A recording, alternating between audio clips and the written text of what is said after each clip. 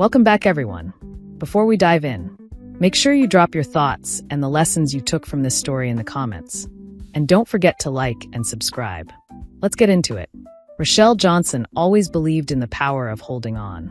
Growing up in New Jersey, she learned early to weather storms. Her mother, Evelyn, taught her to stretch every dollar and never expect anyone to hand her anything. After her father's passing, Rochelle moved to Atlanta seeking warmth and new beginnings. She met Tyrone Hayes at church. He was charming, ambitious, and endlessly charismatic. He made her laugh when the world felt heavy. Within 2 years, they married and pooled their resources for a modest home on the city's outskirts, the kind of place where azaleas bloomed in the front yard and neighbors waved from porches. Rochelle worked 2 jobs, days as a hospital cleaner and evenings as a part-time caterer. She dreamed of security, children, and Sundays filled with family, the sort of days when a roast was in the oven and her parents' old vinyls played in the living room. But Tyrone's dreams moved faster. He was always jumping from one business idea to the next, hustling for shortcuts, always promising that their big break was right around the corner. "Just one move, Shell," he often said, using the nickname he loved for her. "One move and we will be set." Rochelle never complained. She believed in hard work, faith, and the idea that loyalty always paid off, even when the math never added up in her favor. Life with Tyrone was unpredictable. Some days he was sweet and attentive, making breakfast before she left for a dawn shift, kissing her forehead and saying she deserved the world. Other days he vanished for hours, sometimes days, returning with wild stories and apologies which she accepted out of habit more than belief. Their money was never enough, no matter how much Rochelle saved. Tyrone always seemed to have a new side pursuit, none of which lasted. Once he bought novelty phone cases he swore basketball players would love. Another time he talked about flipping scooters he found online. Yet nothing rooted. Rochelle's mother warned her, "Baby, you cannot fill a bucket with holes." Rochelle hoped Tyrone's restlessness was just growing pains. She wanted to believe in his potential. Marriage, she told herself, was about patience and pushing through. Still, exhaustion set in. Every bill, every late notice, every broken promise wore her down.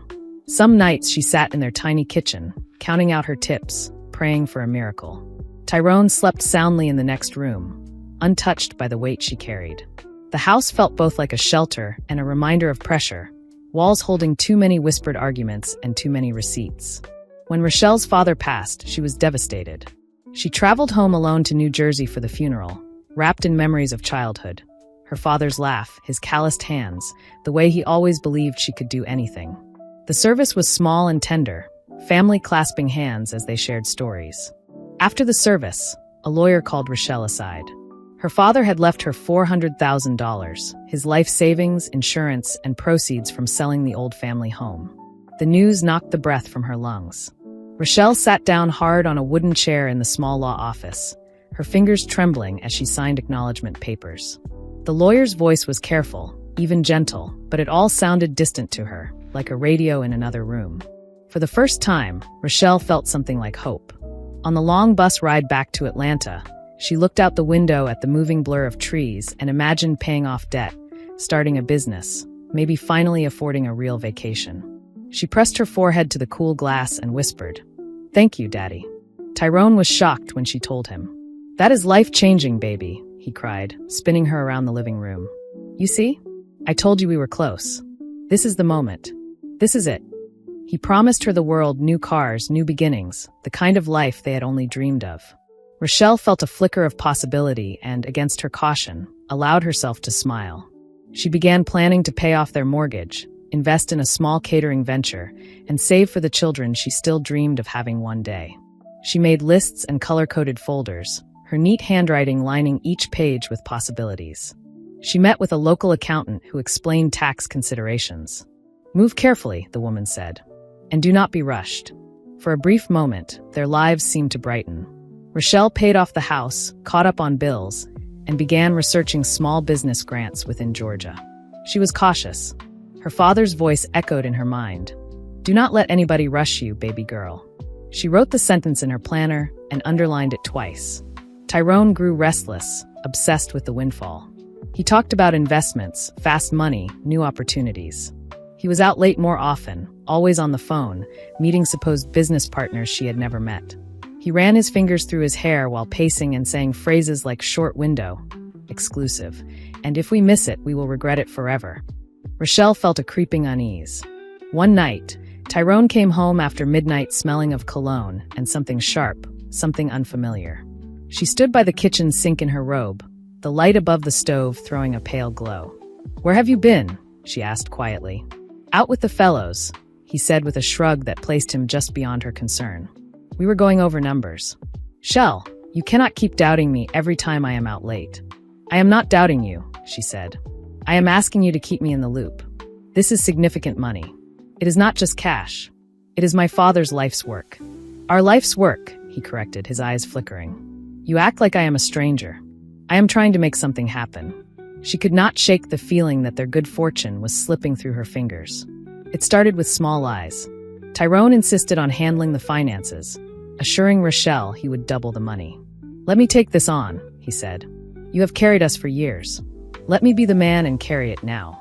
She resisted, wanting to manage things herself, but his charm wore her down. He convinced her to sign documents she did not fully understand, opening joint accounts and shifting assets for tax purposes. "This is standard," he said, tapping the papers. "We need to protect ourselves from liability." When she questioned him, he called her ungrateful and reminded her who had brought the money home. "You do not trust me after all these years?" he asked, offended. Rochelle felt guilty. She wanted to believe in partnership, but her anxiety grew with each signature. She noticed new clothes, expensive shoes, and unexplained withdrawals.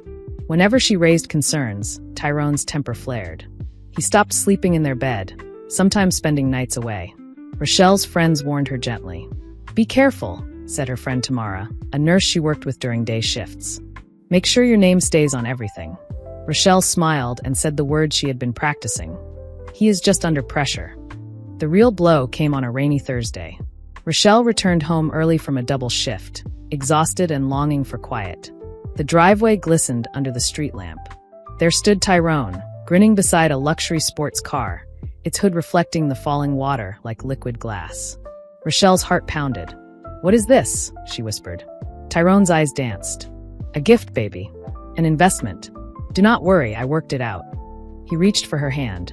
"Come on, sit inside. Feel it." Something was wrong. Later, she found the bank statement, crumpled in the pocket of his discarded jacket. Their joint account was empty. Every cent of her father's inheritance was gone. Rochelle sat on the floor by the coffee table, the paper damp under her fingers, and sobbed until she could no longer breathe. When she confronted Tyrone, his mask dropped. "It is my money too," he said, jaw tight. "You would not even have it if not for me being here, believing in you, believing in us." He stormed out, leaving Rochelle alone with a luxury car she never wanted and a marriage suddenly hollow. The days that followed blurred into panic and humiliation. Tyrone barely came home. When he did, he was cold and dismissive. Rochelle learned from neighbors that he had been seen around town with a much younger woman, someone from his supposed business circles. At first, Rochelle did not believe it. Then came the photographs, uninvited, in her phone messages, sent by someone who probably thought they were helping. Rochelle confronted him one evening on the porch. "Is it true?" she asked, her voice trembling with hurt. "Are you seeing her?" Tyrone did not deny it. "You never supported my dreams," he said as he shoved clothes into a duffel bag. "You questioned every move I made. Maybe she appreciates me." Then, as if punctuating his betrayal, he demanded that Rochelle leave their house. "Your name is no longer on the deed," he said, satisfaction dark in his eyes. "You signed the paperwork." Rochelle stared at him. "You took my name off our home?" she asked. "You used me to do it?"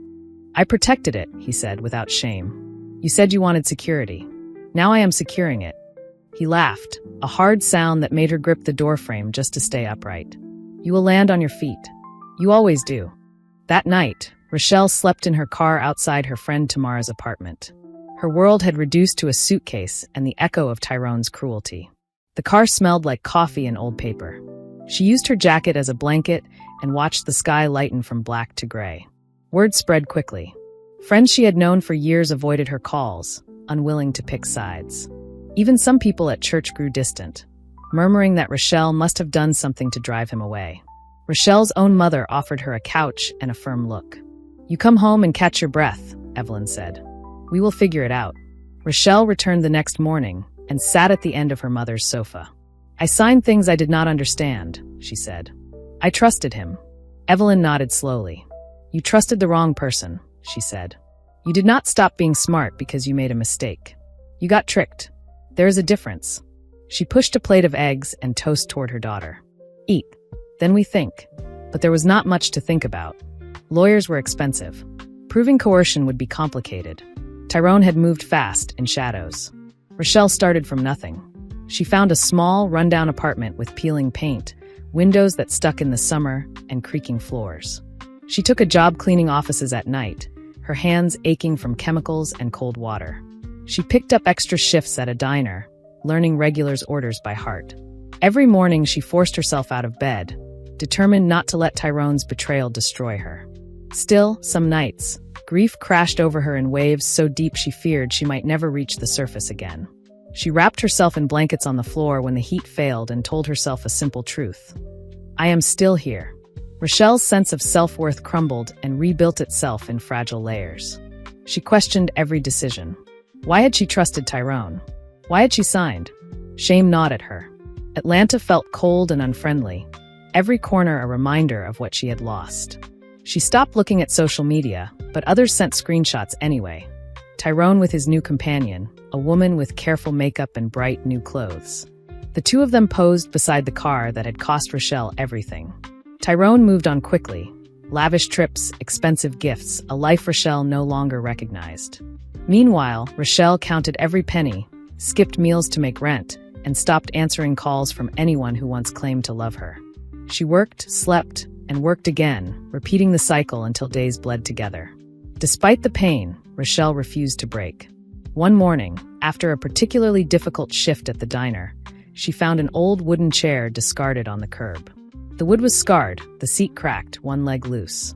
On a whim, she dragged it home and set it down in her tiny kitchen. She wanted to fix something that could be fixed. That afternoon, she sanded the chair by hand and wiped away the dust. She repaired the leg with wood glue she found at a discount store down the block and repainted the chair a soft cream. The process was soothing, a reminder that something broken could be made beautiful again.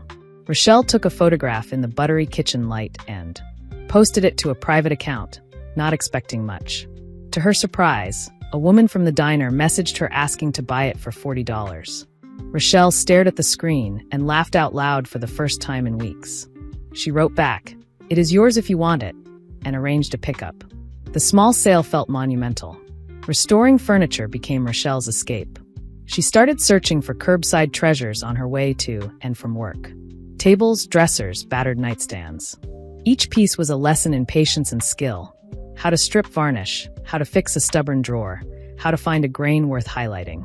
She taught herself new techniques from online tutorials and paper manuals she borrowed from the library. She invested in secondhand brushes and paint with her tips. As she posted her finished pieces, interest grew. Coworkers and neighbors began to ask for custom work. She sold a refinished table for $100, then a bookshelf for $200. She learned to negotiate politely and to say no when a request was unreasonable. The extra income meant she could buy better supplies and treat herself to small luxuries. A hearty meal, new work shoes, a bouquet of flowers for her kitchen table. For the first time since Tyrone's betrayal, Rochelle felt pride returning. She breathed easier, smiled when she walked, and kept a small notebook of new ideas. Colors that might suit a vintage headboard, knobs that would complement a mid-century dresser. Her hands, always strong, grew steadier and surer. One afternoon, while picking up donated furniture from a local charity in Atlanta, Rochelle met Ms. Brown, the owner of a chic black-owned boutique downtown. Ms. Brown examined Rochelle's workpiece, a slender side table with clean lines and a newly waxed top. She traced the surface with her fingertips and nodded. "You have patience," Ms. Brown said, "and a good eye." Rochelle blinked. "I have been practicing," she said, nervous. "I am still learning." "We are all still learning," Ms. Brown said with a smile. "Bring me 3 pieces and I will display them in the shop. If they sell, we will talk about more." Rochelle hesitated, her confidence still bruised. She went home and stared at the 3 best pieces she had. An end table with a braided detail, a pair of nightstands with polished brass pulls, and the chair that started it all. She polished them again, loaded them gently into a borrowed truck, and took them to Ms. Brown. Within days, the pieces sold. Customers loved Rochelle's attention to detail, the stories behind each piece, and the quiet resiliency that seemed to shine through the lacquer. Ms. Brown invited her to a small event at the boutique, a casual evening with snacks and sparkling water where artists met customers. Rochelle set her shyness aside and answered questions thoughtfully. "How did you start?" a woman asked, admiring the repaired caneback on a chair. "I needed to believe that broken things could be made whole," Rochelle said. "I started with a chair I found on the curb. It helped me breathe again." The woman nodded, eyes soft. Rochelle went home and sat at her kitchen table and allowed herself to cry. Not the despairing tears of loss, but an overflow of gratitude that felt like rain after drought. Ms. Brown encouraged Rochelle to consider launching her own brand. The idea terrified Rochelle, but she could not ignore the momentum. She spent her nights researching small business permits, local markets, and supplier discounts. She visited the Georgia Secretary of State website and learned what registering a business would require. She used graph paper to sketch a small logo with her initials tucked into a vine, RJ Restorations. Each step forward felt risky, but also like reclaiming her life. Rochelle visited estate sales around Atlanta and small towns nearby, learning to spot the solid bones under dust. She picked up phrases like dovetail joinery and mortise and tenon and said them under her breath until they belonged to her. The boutique's popularity grew, and so did Rochelle's reputation. Soon, she fielded requests from interior designers and local homeowners. She built a small but loyal clientele, people who valued her craftsmanship and her story, though most did not know the details. "You can feel it in the work," one designer told her, running a hand along a restored buffet. "There is care in this." As orders increased, Rochelle rented a tiny workshop, a converted garage on the edge of town not far from a row of pecan trees. She swept the floor, painted the walls white, and placed her tools on pegboard hooks like the promise of a future. She hired a part-time assistant, Janelle Ward, another woman rebuilding after a painful divorce. Janelle was quiet at first. On her second day, she sanded a dresser while Rochelle worked on a headboard beside her. The radio played a soul classic, smooth and low. Suddenly Janelle said, "I used to make quilts with my grandmother." Rochelle looked up. "Do you still sew?" "I stopped when my life went sideways." Janelle's voice faltered and then steadied. "Maybe it is time to start again." "There is room here for all kinds of making," Rochelle said. "Do you want to design the fabric inlays for the cabinet doors we got yesterday?" Janelle smiled for the first time, a small, genuine smile that felt like a dawn. From then on, they worked late into the night, music and careful conversation filling the space. They learned each other's rhythms, when to talk and when to let the whir of the sander be the only voice. Rochelle still struggled with doubts and old wounds. Sometimes she would stop mid-stroke and stare at nothing, memory crashing through like a sudden wave. But each completed project reminded her of her strength. She was finally earning enough to pay her bills, save a little, and begin to dream again without flinching. Meanwhile, Tyrone's fortune soured. The sports car, purchased in a haze of ego and infatuation, quickly lost value. The young woman, whose name Rochelle eventually learned was Kyla, grew bored with Tyrone's empty promises and erratic schemes. The car needed repairs he could not afford. He tried to refinance the house only to discover that late payments and unpaid taxes had caught up with him. The bank sent warning letters, then foreclosure notices. Friends who once envied Tyrone's lifestyle disappeared when he could no longer cover the bar tab or lend them cash. The photographs stopped showing smiles and started showing shadows, Tyrone's face drawn and defensive. Rochelle saw none of it firsthand. She avoided the places he frequented and blocked him everywhere she could. But Atlanta is a city that talks, and news drifted her way like leaves carried on wind. Tyrone left late-night voicemails, his voice sometimes thick with contrition, sometimes sharp with blame. "I made a mistake," he said one night. "I need you. Another time. You were always against me. You set me up to fail." Rochelle listened to the first few, then stopped. Finally, she blocked the number entirely and set her phone on silent while she worked. Her mother saw the change and softened in the seeing. Evelyn came to the workshop one weekend carrying a box. "These belong to your grandfather," she said. Inside lay old hand planes, a square, and a set of chisels wrapped in faded cloth. "He used to fix furniture on the side. I thought you could use them." Rochelle ran a thumb along the smooth wood handle of a plane. "Thank you," she said, voice breaking. "I did not know." "You got that from us, you know," Evelyn said. gesturing to a chair Rochelle had refinished for the living room. The strength to make something out of nothing. Rochelle smiled, surprised by the warmth in her mother's voice. Their relationship, strained for years by distance and disagreements, began to heal over cups of tea and laughter at old memories. Her father telling tall tales, her grandmother's remedy for everything being chicken soup and patience. Rochelle slept lighter and woke with a steadier heart. Months passed and Rochelle's business flourished. She landed a contract with a boutique hotel in Atlanta, designing custom pieces for the lobby and guest rooms. The project paid more than she had earned in the previous 2 years combined. She walked through the hotel space with the manager, a precise woman named Ms. Collins, and made notes about the natural light and the flow of the room. "We want pieces that hold a story but do not shout," Ms. Collins said, tapping her pen on her clipboard. "I understand," Rochelle said. "These spaces should feel like a welcome.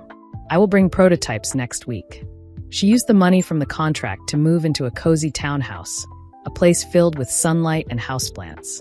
She built much of the furniture herself, not out of necessity, but out of joy. She adopted a rescue dog, a gentle mutt with soft ears whom she named Penny.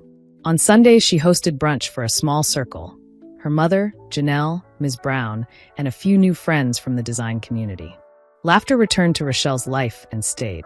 It bubbled up while she kneaded dough for biscuits, while Janelle told stories about her grandmother's quilts, while Evelyn fussed about overwatering the plants. An ease settled over Rochelle's shoulders, the opposite of the tight worry that used to live there. Rochelle's old friends slowly returned, drawn by her success and the clarity she carried. Some apologized for distancing themselves when everything fell apart. Others simply reappeared with quiet respect. Rochelle forgave, but kept her circle small. Trust, she had learned, was something earned over time. Her workshop became a sanctuary for those rebuilding their lives, a place where pain met purpose. Rochelle began to mentor others. She hired a young man named Dorian who had a gift for joinery and an eye for symmetry. She hired a woman named Rochelle had once served coffee to at the diner, a single mother of 2 named Patrice, who learned quickly and cared about getting things right.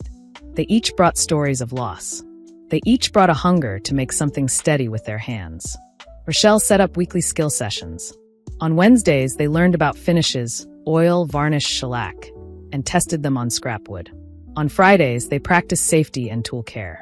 On some afternoons, she paused the machines and they talked about business, pricing, taxes, and boundaries.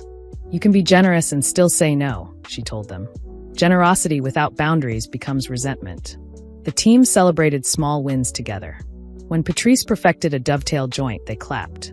When Dorian solved the puzzle of a stuck drawer, he held it up like a trophy. Rochelle kept a chalkboard by the door and wrote down commissions, delivery dates, and quotes that meant something to them. Above all, she wrote, in big letters, "We fix what can be fixed. We let go of what cannot." Occasionally, news of Tyrone drifted to Rochelle. The sports car was repossessed. The house was lost to foreclosure. Kyla moved on. Tyrone tried to sell flimsy schemes that no one wanted to buy. He drifted between jobs as his charm wore thin. Someone said they saw him at a gas station trying to make a call from a payphone, a relic from another time. Rochelle felt the tug of old sadness, and then let it go like exhaling smoke. Tyrone tried to reach out directly one more time. He caught Rochelle as she was leaving the workshop, Penny trotting at her side. He stepped from the shadow of a brick wall, eyes hollow. "Shell," he said, holding out a hand. "Please, just talk to me." Rochelle's heart thudded, but she stood still. "There is nothing to talk about," she said, calm and clear. "Leave me alone." "I messed up," he said, voice cracking. "I know I did. I can fix it if you help me. We can get loans. You still have that hotel contract, right? We can. Do not bring my work into this," Rochelle said. "It is not yours. It never was. You think you are better than me," he snapped suddenly, the pleading dropping away to reveal the old blade. "You think because you got lucky that makes you something. I do not think I am better than anybody," Rochelle said. "I think you chose what you chose. And I chose to live." She opened her car door. Penny hopped in and turned in a small circle on the seat. Rochelle looked at Tyrone one last time. "Please do not come here again." She drove away without looking back. The workshop grew busier. Rochelle received a request to furnish a community center reading room. She visited the space, high ceilings, scarred floors, windows that glowed in late afternoon, and imagined shelves and low armchairs where children could curl up with books. She said yes to the project and stayed one evening to listen to the laughter of kids playing basketball in the gym. She began to give back more intentionally. Rochelle donated furniture to local shelters and offered workshops for women leaving abusive relationships, making sure the tone was practical and respectful. She showed them how to hold a sander, how to read the grain, how to price their time. "You do not owe anybody your silence," she said gently to one woman who flinched whenever a tool started. "You owe yourself safety and a chance." Rochelle spoke at career days in city schools, hauling a toolbox to classrooms and setting a small board on 2 sawhorses to demonstrate how to repair a wobbly chair. A boy asked, "What if it breaks again?" Rochelle smiled. "Then you try again," she said. "And if it truly cannot be fixed, you make something new from the pieces." Her story became a beacon. She did not seek recognition and rarely spoke of Tyrone. She refused to post her struggles online. Her transformation was quiet, intentional, and deeply personal. Still, word spread. An Atlanta magazine ran a small feature on her workshop, emphasizing the way she trained apprentices and used reclaimed materials. The photographer asked her to stand by a sunlit work table with her grandfather's plane in hand. Rochelle kept a photo of her father in the workshop, propped up on a shelf beside a jar of screws. In the photograph, he stood in a checkered shirt, head tilted and smile easy. Sometimes, when a piece refused to come together, Rochelle would look at the photograph and nod. "I know," she said softly. "I will keep going." One autumn evening, Rochelle sat on her townhouse porch, the air crisp with the promise of change. Penny dozed at her feet while golden hour wrapped the street in honeyed light. Rochelle thought of all she had lost: her home, her marriage, her savings, her faith in the safety of love. She also thought of what she had gained: a business built from the ground up, friendships forged in adversity, a sense of self-worth no one could take. She realized her father's inheritance had given her more than money. It had given her a second chance and a reason to rebuild. She thought of the chair she had found on the curb and how it had turned her hands toward a future. She thought of Ms. Brown's kindness and Janelle's steady presence and her mother's careful, unyielding love. She breathed in the quiet and felt a peace that did not need an audience. Tyrone's downfall was slow and unremarkable. The car, once his symbol of success, was sold at auction for a fraction of its value. The house, stripped of love and filled with echoes of their last arguments, was lost to the bank. He drifted from one odd job to another, offering to fix fences he did not know how to fix, promising introductions he could not provide. His circle shrank to nearly nothing.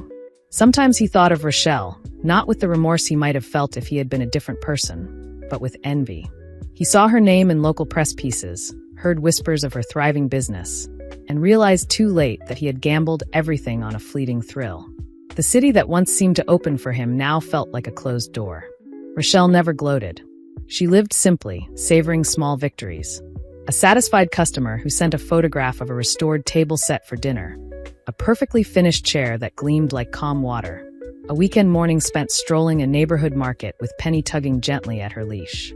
She guarded her peace fiercely, refusing to let bitterness take root. On a gray winter morning, Rochelle arrived early at the workshop and turned on the lights.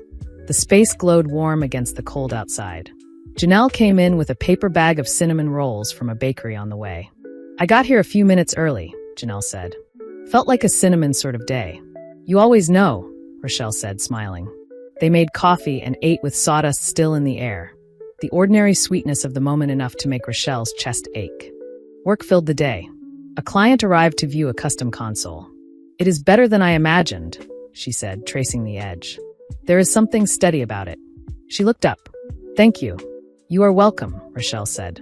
After the client left, she leaned against the work table and closed her eyes. She thought, not for the first time, that this was the life she had been building all along, even when she did not yet know the shape it would take. Spring brought new projects and new people.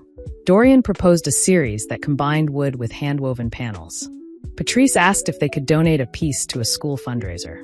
Rochelle said yes to both, grateful that she could say yes because she wanted to, not because she was afraid to say no. One afternoon, a young woman named Carissa walked into the workshop. She stood at the doorway, hesitating, then stepped closer with an intake of breath as the smell of cedar and oil reached her. "Do you hire trainees?" she asked.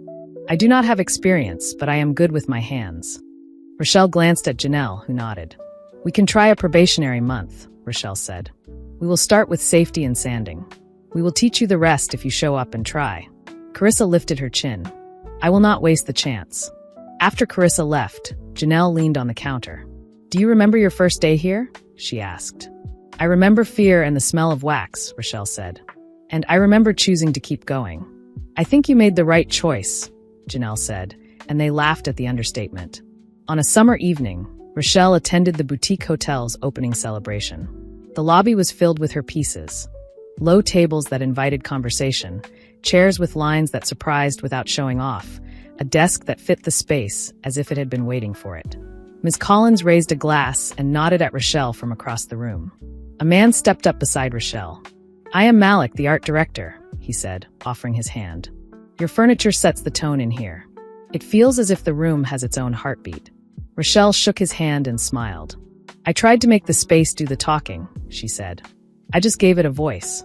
Later that night, she walked Penny under a sky pricked with stars and thought about how a life can turn on small hinges. A chair on a curb, a conversation in a boutique, a decision to sign or not to sign. She chose to let the gratitude take up more space than the regret. In the fall, Rochelle visited a local high school to oversee the installation of reading room furniture she had donated. Students crowded at the door. Are these custom? One asked, running a hand along a smooth armrest. They are, Rochelle said. Made by people who care about details. Another student pointed to the photograph on the wall, showing the workshop team. Is that your dog? Yes, Rochelle said with a laugh. Her name is Penny. She is the quality control expert. She sits on every soft surface we make. The teacher leaned close and said softly, some of these kids have a hard time imagining a path. Thank you for showing one. Rochelle swallowed and nodded. Somebody did it for me without even knowing, she said. I am just doing my part. Winter again. The holidays were simple and bright at Rochelle's townhouse. She strung lights across the porch, set a wreath on the door, and baked pies with Evelyn's guidance. Remember, Evelyn said, peering over Rochelle's shoulder, do not overmix the dough. Tenderness requires restraint. That applies to more than pie, Rochelle said, and they shared a smile that came from someplace healed. A few days after New Year's, Rochelle stood in the workshop alone with the sun angling low and golden through the windows. She pulled out her old planner and thumbed the page where she had written her father's words. Do not let anybody rush you, baby girl. She traced the line, then added a new one beneath it. Move with care. Move with courage. She thought of Tyrone only when memory insisted, and even then the thoughts were quieter, like a song heard from down the street. He belonged to a chapter closed. Her life was not built against him anymore. It was built toward something, toward wholeness, toward steadiness, toward a joy that did not need permission. Rochelle began a series of personal pieces she called the Second Chance Collection. Chairs made from mismatched parts that she reconciled into harmony. Cabinets that hid scars with grace rather than pretending they never existed. Tables whose legs had been uneven until she found the balance. She did not advertise the series. She placed them in her own home and in the homes of friends who understood the language of repair. On a crisp morning, Ms. Brown visited the workshop and set down a paper cup of coffee. I have been thinking about a collaboration, she said. A small show in the boutique, pieces by your apprentices, curated by you, with short notes about the specific skill each piece taught. Rochelle's eyes lit. Yes, she said without hesitation. That is exactly the kind of stage they deserve. The show opened a month later and people came, neighbors, teachers, strangers who had heard by word of mouth. Patrice stood by her sideboard with mother-of-pearl inlays and explained how she learned to cut the tiny pieces. Dorian talked about patience and the importance of walking away for 5 minutes when a measurement refused to behave. Carissa blushed as a couple praised her restored rocking chair. Rochelle watched from the doorway and felt a swell of quiet pride that had nothing to do with money. It was the sight of people standing taller in the light, of work turning into a kind of vocabulary for courage. That night, Rochelle locked up the boutique with Ms. Brown. You did this, Ms. Brown said. You started it by saving a chair. I think the chair saved me, Rochelle said gently. On a late afternoon not long after, Rochelle took Penny for a walk and passed the street where she once lived with Tyrone. A for sale sign leaned at an angle in the ragged yard. The windows were dark. She stopped for a moment, then kept walking. The past was not an anchor. It was a map of the roads she had already traveled. In the spring, Rochelle planted herbs on her townhouse balcony, basil, rosemary, thyme. small greens that reached for the sun with unafraid hands. She clipped sprigs for dinner and thought of the long line of hands behind hers. Her father's, her mother's, her grandfather's, her own. On quiet evenings, she sat in her living room surrounded by furniture she had created and felt a profound sense of belonging. The room held more than wood and fabric. It held hours of labor, moments of doubt overcome, and the feel of breath returning after being held too long. Rochelle's story became one she told only to those who needed it most. Women rebuilding after loss, men searching for redemption, children dreaming beyond their circumstances. She spoke not of revenge, but of resilience, not of bitterness, but of becoming. Her pain had shaped her, but it did not define her. One evening at the workshop, Rochelle and Janelle worked side by side, the radio low, the air thick with warmth. Janelle paused and said, "Do you think we will always feel grateful like this? Even when it is hard?" Rochelle placed the final coat of wax on a chair seat and leaned back. "I think gratitude is a habit," she said. "Like sanding. You keep at it, and the roughness becomes smooth." Janelle nodded. "I like that." As the sun set over Rochelle's small, perfect world, she looked around at all she had built. The ghost of betrayal no longer haunted her. The workshop hummed softly, Penny snored at her feet, and outside the city breathed in and out. Rochelle exhaled peace, surrounded by warmth, beauty, and love, things money could never buy. What remained was not vengeance, but opportunity. She smiled, content and strong, knowing that her greatest victory was not what she had gained, but what she had become, a woman who, in losing everything, discovered herself and chose to build something beautiful that would last. If you enjoyed this story, please like, comment, and share this video with your friends.